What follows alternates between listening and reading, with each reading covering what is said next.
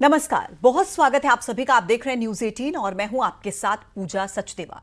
जम्मू कश्मीर के पहलगाम की बैसरन घाटी में आतंकवादी हमले में 27 लोगों की मौत हो गई है, 20 लोग घायल हैं। हमले की जिम्मेदारी लश्कर-ए-तैयबा के विंग दी रेजिस्टेंट फ्रंट यानी कि टीआरएफ ने ली है। पर्यटकों को गोली मारने से पहले आतंकियों ने उनके नाम पूछे और कलमा भी पढ़वाया। इनमें एक यूपी के शुभम द्विवेदी थे, जिनका नाम पूछने के बाद आतंकियों ने उनके सिर में गोली मार दी। मृतकों में यूपी, गुजरात, महाराष्ट्र, कर्नाटक, तमिलनाडु, ओडिशा के अलावा मध्य प्रदेश और छत्तीसगढ़ के पर्यटक भी शामिल थे। आतंकी हमले में इंदौर निवासी सुशील की भी मौत हो गई, जो परिवार के साथ छुट्टी मनाने गए थे। आतंकियों ने उनकी बेटी को भी गोली मार दी, जबकि इस हमले में रायपुर के कारोबारी को भी आतंकियों ने मौत के घाट उतार दिया।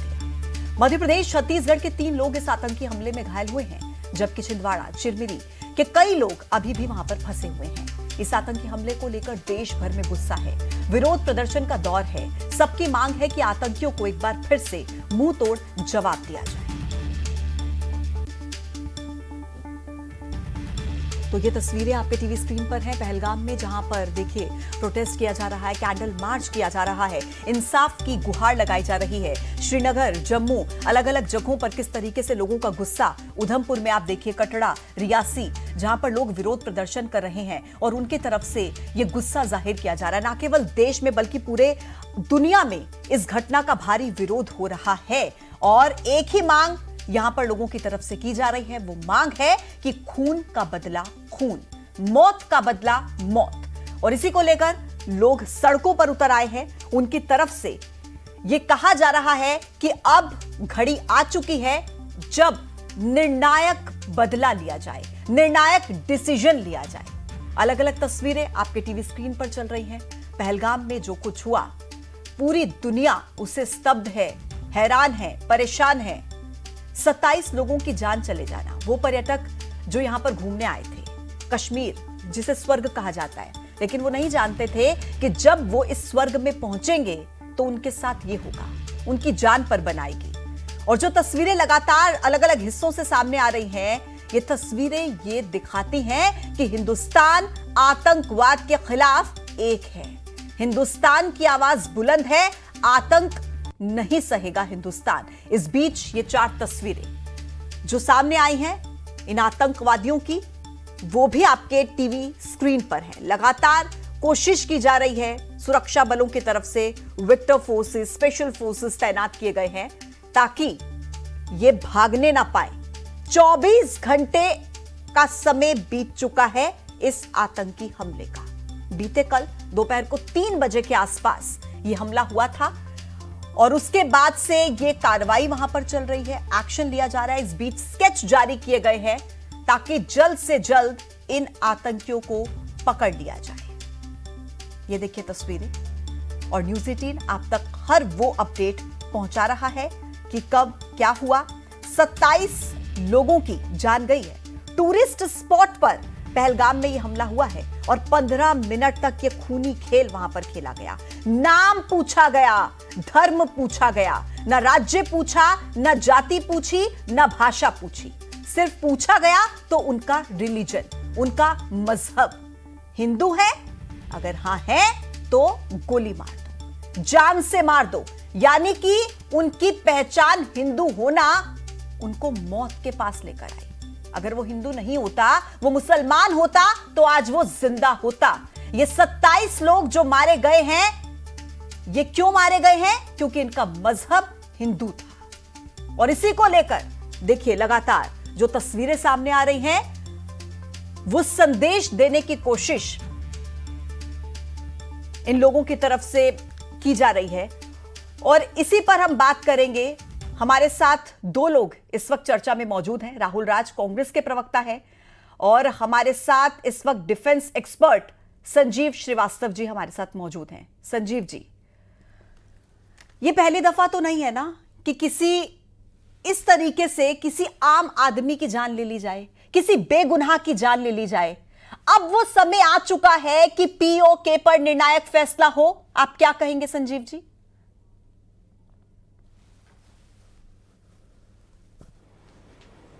जी सबसे पहले तो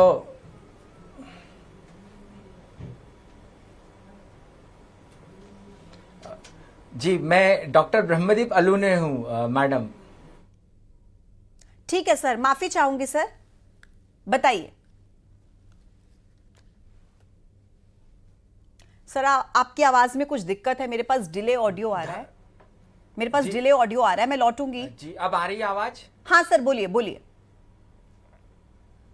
जी, देखिए, जो धर्मांधता होती है उसको राजनीतिक हथियार बनाकर कैसा उपयोग किया जाता है, तो जिन्ना ने उसका उपयोग किया था और भारत का विभाजन कर दिया। इसके बाद उसी नीतियों पर चलते चलते पाकिस्तान आगे बढ़ रहा है। अब पाकिस्तान के सेनाध्यक्ष ने कुछ दिनों पहले उसी धर्मांधता को राजनीतिक हथियार बनाने की कोशिश की और उसी की परिणति हम कश्मीर में देख रहे हैं। लेकिन यहां पर यह समझने की जरूरत है कि जो कश्मीरियत है वो भारत की एकता और अखंडता को मजबूत करती है और उसका परिणाम हम देख भी रहे हैं कि जब कश्मीर में हमला हुआ, पहलगाम में हमला हुआ, तो कश्मीर के जो लोग हैं वो सड़कों पर उतरे हैं, वो विरोध कर रहे हैं। तो दरअसल भारत की पहचान यही है जो हम कर रहे हैं। जो पाकिस्तान जो है, पाकिस्तान की पहचान पंजाब है, सिर्फ पंजाबी सेना होती है वहां पर, पंजाब के लोग बड़े बड़े पदों पर होते हैं, लेकिन भारत में ऐसा नहीं है। तो ये जो घटना हुई है ये बहुत दुर्भाग्यपूर्ण है। पाकिस्तान फिर भारत में सांप्रदायिकता फैलाने की एक सुनियोजित साजिश कर रहा है। इस साजिश को न केवल हमको नाकाम करना है लेकिन पाकिस्तान को जवाब भी देना है। और सबसे अच्छी बात है कि यह बहुत अभूतपूर्व है कि जिस जगह पर हमला हुआ था वहां पर हमारे गृह मंत्री 24 घंटे से पहले पहुंच गए। मतलब यह अभूतपूर्व है। यह देश के लिए बहुत बड़ी बात है कि उस संवेदनशील स्थान पर हमारे गृह मंत्री पहुंच गए। लेकिन मोहम्मद शाह अली जी, भारत की सैन्य उन 27 लोगों की जान इससे वापस तो नहीं आ जाएगी ना सर? क्या वो 27 लोग जिंदा हो जाएंगे? वो 27 बेगुनाह लोग जिनका कोई लेना देना नहीं है, वो अपनी फैमिली के साथ आए थे, उन्हें चुन चुनकर सिर्फ इसलिए मार दिया गया क्योंकि उनका मजहब हिंदू है। ये सुन सुनकर सर कान थक गए कि कार्रवाई होगी, आरोपियों को बख्शा नहीं जाएगा, हमलावरों के खिलाफ कड़ी कार्रवाई होगी। कब तक सिर्फ यही सुनते रहेंगे सर?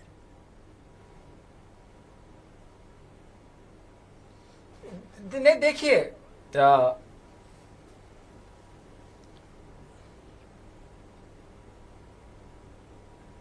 देखिए आप आतंक की जो कार्रवाई हुई है वहां पर, या जो आतंकी हमला हुआ है, बहुत ही कायराना हमला है वहां पर। और सबसे अच्छी बात यह है कि 90 का दशक का वो दौर भी देखा जहां पर हिंदुओं और सिखों को चुन चुन कर मारा जाता था। उस दौर से आज कश्मीर जो है वो खुशहाली के दौर में है। और जो पाकिस्तान में, बलूचिस्तान में जो कुछ हो रहा है, खैबर पख्तूनख्वा में जो कुछ हो रहा है, वहां के लोग वहां से निकलना चाहते हैं, पाकिस्तान से अलग अपने देश की मांग कर रहे हैं। तो पाकिस्तान की यह कोशिश रहती है कि वह द्विराष्ट्रवाद के सिद्धांत पर भारत को निशाना बनाए और भारत, हमारी जो फोर्सेस है वो उसको नाकाम कर रही है। यह हमला जो है यह एक ऐसी जगह पर हुआ है जहां पर भौगोलिक परिस्थितियां बहुत प्रतिकूल है। लेकिन आप रिकॉर्ड उठाकर देखिए, इस समय में सीआरपीएफ ने बहुत अच्छा काम किया, हमारी सैन्य फोर्सेस ने बहुत अच्छा काम किया। आप कह रहे हैं कि परिस्थितियां बहुत प्रतिकूल है, लेकिन ये वो घाटी है, बैसरन घाटी, जिसे मिनी स्विट्जरलैंड कहा जाता है, जहां पर पहुंचने के लिए बहुत कठिन परिस्थितियों से वहां पर लोग पहुंचते हैं। गाड़ी वहां पर जा नहीं सकती, घोड़ों के जरिए वहां पर लोग पहुंचते हैं। तो ऐसी जगह पर जब इतनी बड़ी संख्या में पर्यटक होते हैं तो सुरक्षा के पुख्ता इंतजाम करना ये किसकी जिम्मेदारी है? अब मैं आऊंगी आपके पास। मेरे साथ इस वक्त राहुल राज, कांग्रेस के प्रवक्ता, कनेक्ट हैं। एक बार मुझे बता दिया जाए प्लीज, अगर राहुल राज जी मेरे साथ ठीक है। राहुल राज जी, आप मुझे ये बताइए, देखिए जब मैं भी कभी अपने फैमिली ग्रुप के साथ या दोस्तों के साथ बैठती हूं तो मैं खुद ये बोलती हूं कि आतंक का कोई मजहब नहीं होता। लेकिन अगर आज वही लोग मुझसे ये सवाल करेंगे कि अगर आतंक का मजहब नहीं होता तो आतंकियों ने मजहब देखकर गोली क्यों मारी, मेरे पास इसका जवाब नहीं है सर। मैं उनको क्या कहूंगी? आपके पास इसका जवाब है सर?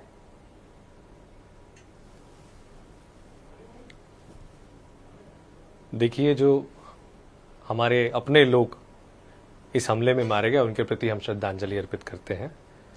ये कोई राजनीतिक विषय नहीं है, आज देश का विषय है और देश सर्वोपरि होता है। इस संकट की घड़ी में हम लोग, हमारी सरकार और हमारी सेना के साथ खड़े हैं। और पूरे देश में जो गुस्सा है और हर नौजवान, हर महिला, हर बुजुर्ग, हर आम खास ये कह रहा है कि पाकिस्तान को उसकी भाषा में माकूल जवाब दिया जाना चाहिए। ये समय है 56 इंच का सीना दिखाने का और आतंकवाद पर जीरो टॉलरेंस की पॉलिसी अपनाते हुए ये दिखाने का कि जो देश भारत के नाखून की धूल के बराबर नहीं है, वो भारत को इस प्रकार से अंदर घुस के नहीं धमका सकता है। हमारे घर में अगर एक कॉकरोच घुसा है तो पैरागॉन की चप्पल से हम उसे निपटाने का प्रयास करते हैं। अरे ये लोग हमारे घर में घुसकर हमारे अपनों को, जो हमारे टूरिस्ट हैं, उनको मारने का प्रयास कर रहे हैं। इनका माकूल जवाब दिया जाना चाहिए और ये जो कंप्लीट इंटेलिजेंस फेलियर कैसे हुआ, इसकी जांच होनी चाहिए। लेकिन आज समय है कि सरकार के साथ खड़े होकर और देश की सेना के साथ खड़े होकर आतंकवाद का पूरी तरह से सफाया हो, इस बात की अच्छा लगा पुरजोर सिफारिश आपने ये कहा कि सरकार के साथ खड़े होकर और देश के लोगों के साथ खड़े होकर मिलकर इस समस्या का समाधान करें। बिल्कुल ठीक आपने कहा, कोई राजनीति का विषय नहीं है ये। मिलन भार्गव जी भी हमारे साथ कनेक्ट हैं, बीजेपी के प्रवक्ता। मिलन जी, मुझे एक बात बताइए, 2019 में 16 लाख के आसपास पर्यटक कश्मीर घूमने गए थे। 2019 में जब यह फैसला लिया जाता है कि धारा 370 हटा दी जाती है, उसके बाद से लेकर 2024 तक का, 2025 तक का अगर मैं आपको आंकड़ा बताऊं तो 2 करोड़ से ज्यादा पर्यटक घूमने आते हैं जम्मू कश्मीर में। किस पर भरोसा करके सर? आप पर भरोसा करके। क्या आतंक और पर्यटन एक साथ चल सकता है? अगर आप लोग ये गारंटी नहीं ले सकते कि पर्यटक जो वहां पर जाएंगे वो सुरक्षित होंगे, अगर आप लोग ये गारंटी नहीं ले सकते तो फिर आप ये क्यों बोलते हैं कि आतंकवाद खत्म हो गया है? क्यों सर? देखिए, पहली बात तो ये जो घटना घटी है निश्चित रूप से हृदय विदारक घटना है और कहीं ना कहीं हमारी विनम्र श्रद्धांजलि भी है जो मृतक परिवार है। अब आप देखिए, पूरा देश आक्रोशित है। सरकार जिस मोर्चे के साथ हमारे गृह मंत्री श्रीमान अमित शाह जी मौका वारदात पर पहुंचे, पीड़ितों से मिले, पीड़ित परिजनों को ढांढस भी बंधाया और विनम्र श्रद्धांजलि उन्होंने अर्पित भी की। और उन्होंने भरोसा दिलाया है कि जिस प्रकार से हमने जम्मू कश्मीर को इस देश का अभिन्न अंग बनाकर धारा 370 खत्म कर जो विश्वास देशवासियों को दिलाया था और जो पर्यटक इतने गुना वहां बढ़े, वहां की आर्थिक स्थिति में अपना योगदान दिया और ये माहौल सब कुछ अच्छा चल रहा है। आज ये विश्वास हिला है सर, आज जो विश्वास आप लोगों ने दिलाया था उस पर चोट पहुंची है सर। बिल्कुल, बहुत गहरी चोट पहुंची है पूजा जी। इसका माकूल जवाब भी दिया जाएगा। जो जिम्मेदार जवाबदार लोग सर, बयान नहीं चाहिए उन पर कार्रवाई। सर कार्रवाई चाहिए, कार्रवाई चाहिए ना, कार्रवाई होगी। लेकिन इस कार्रवाई के लिए आप मेरा बयान चाह रही ना, डिबेट हो रही है तो यहाँ चर्चा होगी। जो विषय भारतीय जनता पार्टी का पक्ष है, ये पक्ष है, हमने पहले भी आतंकवादियों की जड़ों को हिलाया है, कुचला है। लेकिन आप देखिएगा इसके बाद भी ऐसी कार्रवाई होगी, जो इसके पीछे षड्यंत्रकारी हैं उनको निस्तनाबूद भी किया जाएगा।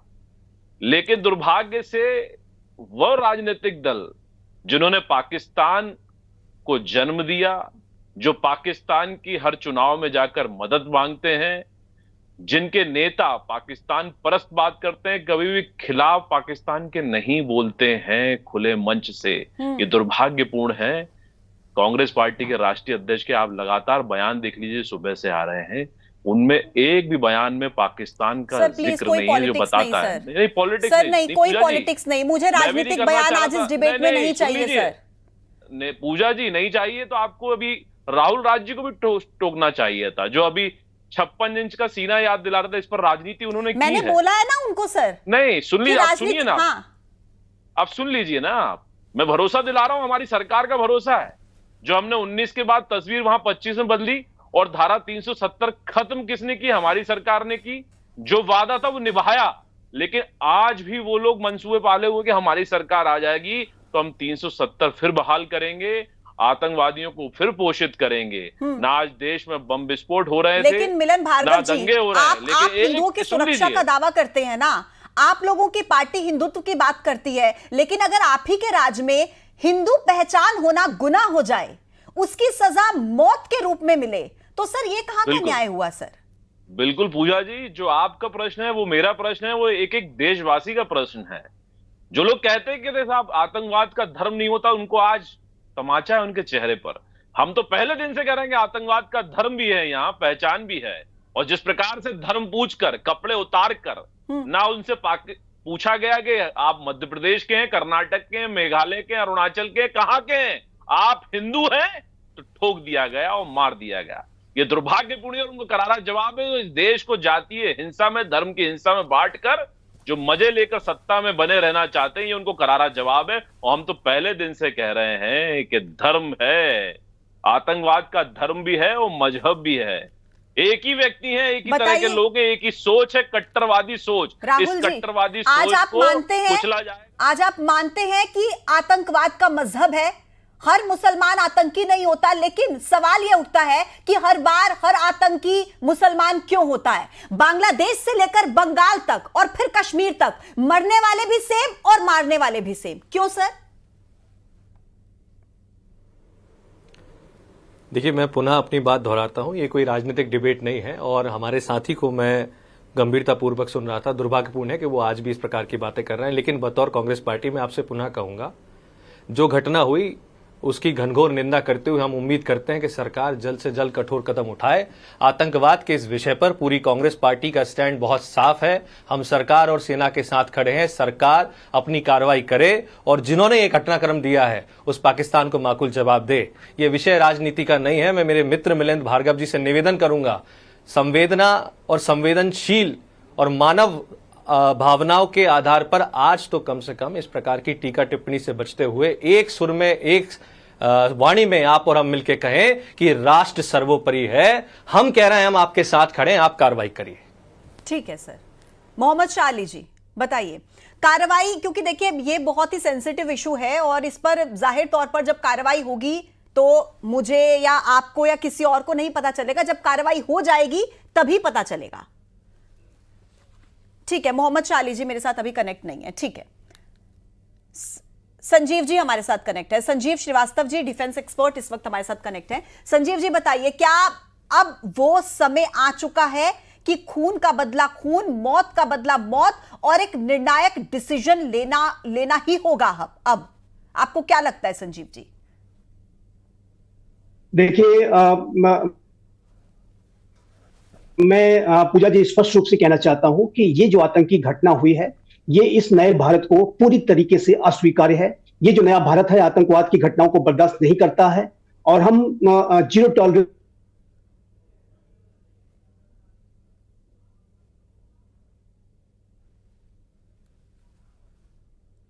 बोलिए सर। ठीक है, संजीव जी की आवाज मुझे नहीं मिल पा रही है।